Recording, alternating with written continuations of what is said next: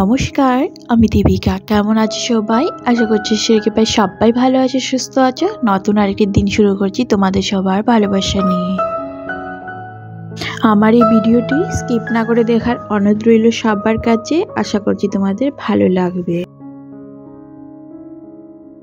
যখন থেকে ঠান্ডা পড়েছে ফ্রিজের ভিতরটা তো খালিই থাকে, সেরকম কিছু রাখা হয় না। তবুও মাঝে মধ্যে কিছুক্ষণের জন্য চালিয়ে রাখি আর মাঝে মধ্যে বন্ধ করি। আর সেই কারণে সবজিও রাখি না, ঠান্ডার গরমে সবজিগুলো নষ্ট হয়ে যাওয়ার চান্স থাকে। তবে আজকে ভাবলাম ফ্রিজের ভিতরটা একটুখানি ফাঁকা করে পরিষ্কার করব। পরিষ্কারই ছিল, তারপরে দেখো একদম সাদা ঝকঝকে করে পরিষ্কার করে নিয়েছি। আর আমার সঙ্গে কাজ করেছে সোনা বাবা, ছোটো ছোটো হাত দিয়ে সবজিগুলো তুলে রেখেছে। সবজিগুলো আমি যদি তুলতাম হয়তো একবারই তুলে নিতাম, ও 3-4 বার তুললো, একটুখানি সময় লাগিয়ে। তবে হ্যাঁ, বেশ ভালো লাগে জানো তো ওর সঙ্গে মিলে কাজ করতে। হয়তো সময় একটু বেশি যায়, তবে এইটা একটা সুন্দর মেমোরেবল টাইম বলতে পারো। একটা সময় ছিল যখন ভাবতাম এই যে এত দূরে আছি, পরিবারের সঙ্গে মিশতে পারছি না, সবাই থেকে দূরে আছি, মা বাবাকে দেখতে পারছি না, সেই নিয়ে প্রায় সময় মন ভীষণ খারাপ হয়ে থাকতো, কান্নাকাটিও করতাম প্রায় সময়। তবে জানো তো, সময়ের সঙ্গে শিখে গেছি যে আসলে আমরা যে সময়টা পার করে যাই সেটা ভীষণই সুন্দর সময় থাকে। প্রত্যেকটা সময় যে সবাই যে পাশে থাকবে সেটা তো একদমই হয় না। আর জীবনে না পাওয়া না, অনেকটা সময় অনেক কিছু না পাওয়াও থেকে যায়। তবে হ্যাঁ, আমরা যখন আমাদের অতীতটাকে ঘুরে দেখি, বরাবরই মনে হয় যে কি সুন্দর ছিল, সেই সময়টা যদি আবার ফিরে পেতাম। তাই আমি এখন একটা জিনিস বুঝে গেছি যে সত্যি আমরা যে সময়টা পার করছি সেটাই ভীষণ সুন্দর, একটুখানি সাজিয়ে গুজিয়ে নিতে হবে। আর পাপাই আমার জীবনে আসার পর তো আমার জীবন সত্যি অনেক সুন্দর হয়ে গেছে। এখন আর ওই একাকিত্ব, বিরক্ত এইসব কিছু নেই, শুধু একটা সুন্দরী সময় সবসময় পার করছি ওর সঙ্গে।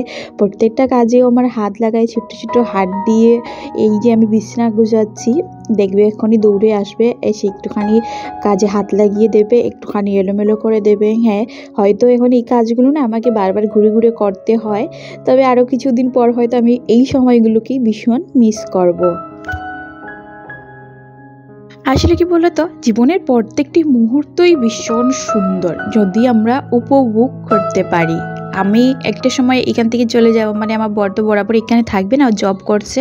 একটা সময় জব ছেড়ে চলে যাবে, তখন কিন্তু আমরা ঘরে চলে যাব। আর এই যে একটা সময় পার করছি, বা এইখানে ঘুম থেকে উঠে রান্না বান্না করছি, বরকে টিফিন করে দিচ্ছি, এই সব জিনিস হয়তো আর পাবো না ফিরে। পাপায়ের ছোটোবেলাটা আর ফিরে পাবো না, তখন আমি ভীষণই মিস করব। এই যে দেখো না, ঘরের কাজকর্ম করছিলাম, তবে ওনার একটুখানি হয়তো আদর করতে ইচ্ছে হয়েছে, দৌড়ে এসেছেন, আসি আমাকে একটুখানি আদর করে দিলেন।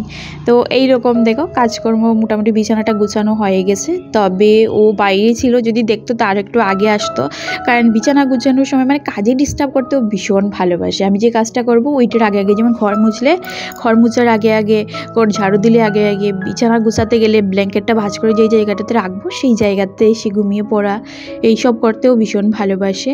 তো এই যে দেখো বিছানাটা গুছিয়ে নিয়েছি, আর এবার সুন্দর করে ঘরটার ঝাড়ু মেরে নিচ্ছি। আজকে সকালবেলা ঘুম থেকে অনেক তাড়াতাড়ি উঠেছি, রান্নাঘরে রান্না বান্না কাজকর্ম সেরে নিয়েছি। বরের খেয়ে দিয়ে ডিউটি যাওয়া হয়ে গেছে। আগের দিন শরীরটা একটুখানি খারাপই ছিল, তবে আজকে একটুখানি ঠিক আছে, তাই আজকে ভিডিওটা দিচ্ছি, শ্যুট করছি। আর এই যে পাপাইকেও দিয়েছি খাইয়ে। এই সময়টা অনেকটা সময় লাগে ওকে খাওয়াতে গেলে, তবে এই কাজটা করতেই হয়, ওকে বেশি সময় তার উপোস রাখতে পারবো না। তো আগে কাজকর্মের আগে ওকেই খাইয়ে দিতে হয়, আর এইগুলো করতে গিয়ে না অনেকটাই লেট হয়ে যায় এইদিকে আসতে আসতে। ঘরটা সুন্দর করে ঝাড়ু দিয়ে নিলাম, আর এবার ভালো করে মুছেও নেব। পাপাই আবার বাইরে চলে গেছে, বিছানাতে উঠছে নামছে, আবার এসে উঠে পড়েছে বিছানাতে। আর এবার আমি ঘর মুছছি, এইটা দেখে তো পাক্কা নেমে পড়বে। তবে আমি একটুখানি বকে বললাম বিছানাতে বসো। এই কি হয় বলো তো, সাদা পায়ের না দাগ পড়ে যায়, ওই আগে আগে হাঁটবে তো, আর পায়ে দাগ পড়ে যায়। আবার ওকে ঘর থেকে বের করে আবার মুছতে হয় উপরে দিয়ে আমাকে। এই যে দেখো নেমে পড়েছে। তবে এইবার আমি বাইরে গেছি তাই নেমেছে, এতক্ষণ বকেছি তাই আর নামেনি। তো এইখানে চলে এসেছি, কিছু কাপড় আছে যেগুলো দুদিন আগে ধুয়ে দিয়েছি, কিন্তু শুকোচ্ছে না, রৌদ্র তো উঠে না তাই না। তবুও একটুখানি আলো আছে আজকে, যেমন এতটাও কুয়াশায় অন্ধকার হয়ে যায়নি। তবে কিছুক্ষণের মধ্যেই আবার মনে হচ্ছে কুয়াশা পড়বে, এরকমই হয়ে থাকে। হঠাৎ করেই মনে হবে যে একদম রাত্র হয়ে যাবে, এক্ষুনি কুয়াশায় এত অন্ধকার হয়ে যায়। আজ এখনো সোনা পাপা ঘুমোয়নি, সকালের ঘুমটা ওর কমপ্লিট হয়নি। এবার মনে হচ্ছে স্নান টান করে একেবারে শুয়ে পড়বে, বেশ খানিকক্ষণ শুয়ে থাকবে। তবে হ্যাঁ, আমি যখন রান্নাঘর গুছাচ্ছিলাম, মানে রান্নাঘরের বেশ খানিকটা কাজ ছিল, সেটা করছিলাম, আর এই দিকের দরজাটা একটুখানি খুলেই দিয়েছিলাম। তো উনি বেরিয়ে পড়েছিলেন, আর মাটি দিয়ে দেখো একটা টব থেকে মাটি বের করে, মানে ওই পয়সার ভাঁড়ের মধ্যে মাটি জমিয়ে রেখেছিলাম, সেখানে একটা গাছও লাগিয়েছিলাম। সাদাবাহারের একটা মানে ফুল, খুব সুন্দর একটা ফুলের কালার ছিল, সেটা এনে রেখেছিল। গাছটা বেঁচেও গিয়েছিল, বেশ কিছুদিন এখানে ছিল। তবে বিড়ালে সে গাছটা খেয়ে নিয়েছে, কি আর বলবো বলো। বিড়ালে সে গাছটা খেয়ে নিয়েছে, শুধু মাটিটা পড়েছিল, আর মাটিটা এই যে পাপাই পুরো বারান্দাতে, মানে এইদিকে ওইদিকে চারিদিকে ছিটিয়ে দিয়েছে। আর এবার আমি ঝাড়ু দিয়ে মাটিগুলো সুন্দর করে মানে গুছিয়ে নিচ্ছি। ভাবছি সবকটা গাছকে একটুখানি কেটে কুটে দেবো, সুন্দর করে ছেটে দেবো। তবে আজকে দিতে পারবো না, সময় হাতে একদমই নেই। সকালে রান্নাঘরের কাজকর্ম সারতে গিয়ে অনেকটা বেলা হয়েছে। এবার আমি এদিকের কাজকর্ম সারছি, অনেক কাপড় আছে ধোয়ার, যেগুলো ধুয়ে দেবো। আরও টুকটাক কাজকর্ম আছে, সেগুলো সেরে স্নান করতে চলে যাব, কারণ অনেকটা সময় লাগবে, 2.5 থেকে 3 ঘন্টা লাগে বাথরুম পরিষ্কার করবো, আর তারপর কাপড় টাপড় ধুয়ে দেবো।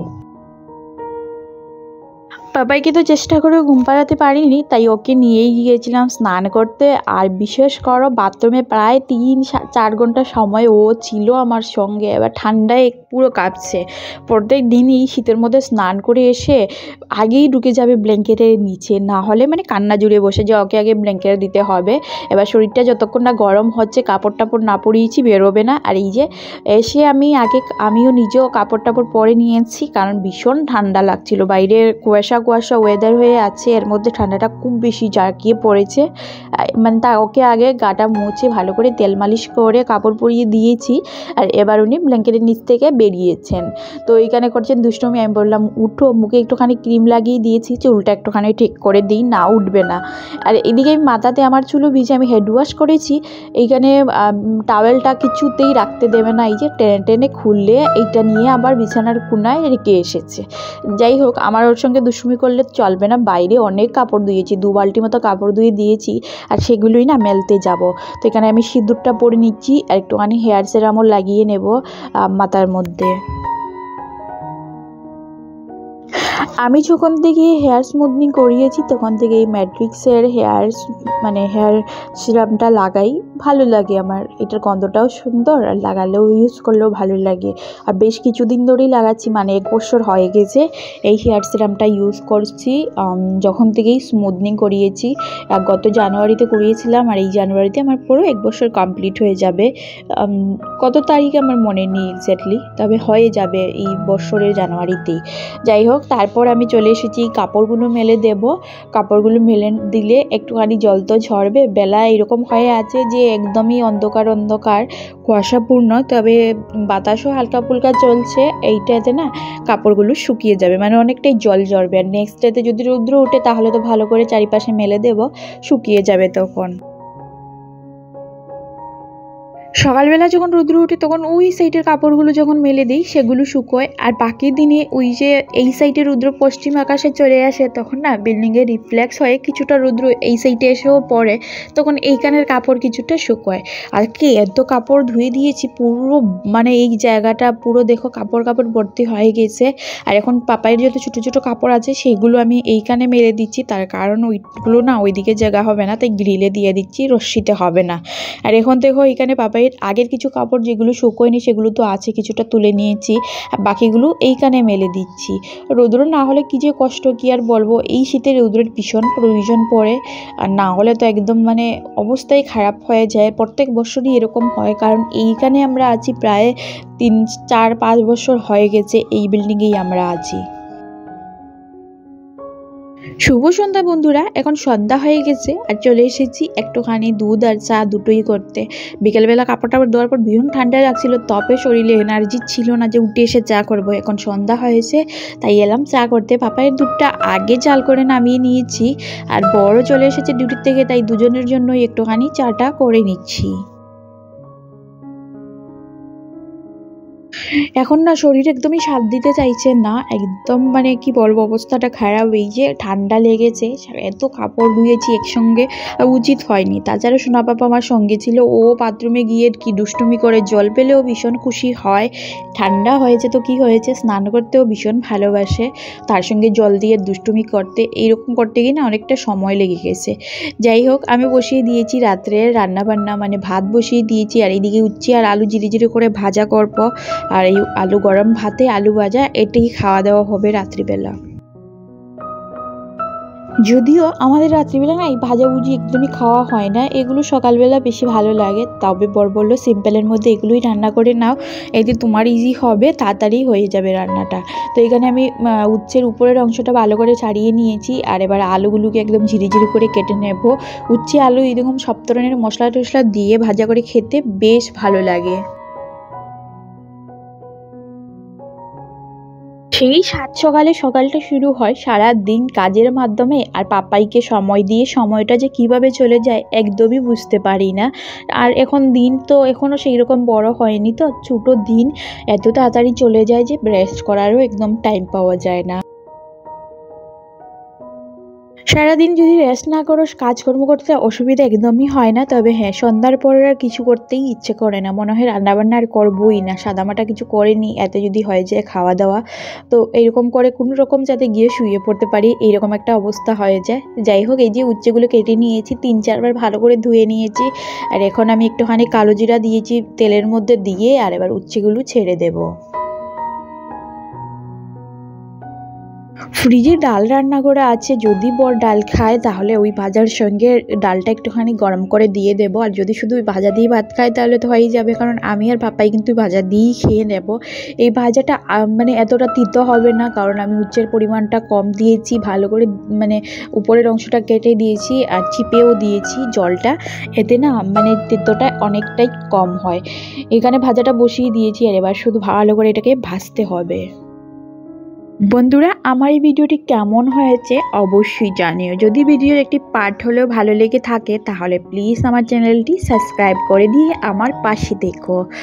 আমি এইখানেই ভিডিওটা শেষ করব। আমাদের রাতের ডিনারটা হয়েই গেছে, এবার খাওয়া দাওয়া সারবো, তারপর কিন্তু একটুখানি সব কিছু পরিষ্কার করে ফ্রেশ হয়ে ঘুমোতে যাব। আজকের ভিডিওটা এখানেই শেষ করলাম, সবাই ভালো দেখো।